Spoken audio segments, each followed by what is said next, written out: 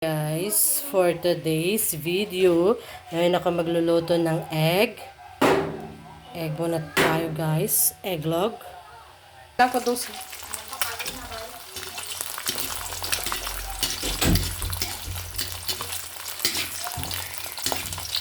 So, ito yung sunny side up. Look at that guys. So, next level is dry fish. We cook dry fish. This is already done guys. Sunny side up egg. So, ayan guys. Oh, yummy talaga. So, next level natin. Ayan yung patas guys. So, ayan. So, ulam natin for today. So, ayan guys. So, masarap. Next naman, itong kao guys. Sarap eh. Wow. Ayan o. Sarap. So, next level natin yung kalo-kalo guys. Or sinigang. Or sinangag. So, ayan.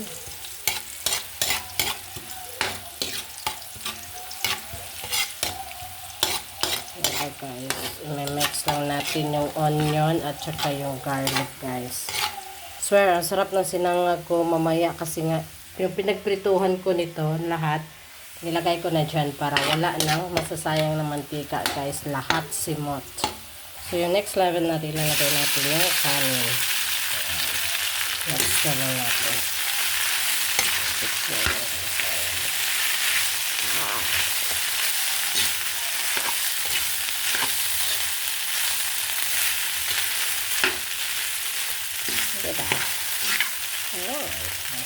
So, ayan guys, mag-add lang ako ng oyster sauce, no? Tig-10 na yung oyster sauce sa amin.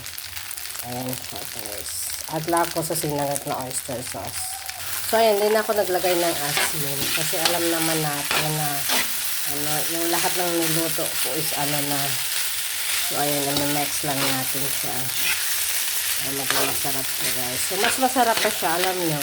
Lalagyan ko siya lalagyan ko siya ng pamintang durog para masarap. O, diba? Medyo anghang-anghang. Ayan. Ngayon ko na siya lagyan ng salt. Kasi it's better na yan.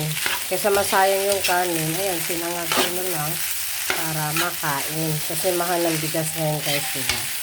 At alam niyo naman yan. So, ayan lang. Sinangag natin.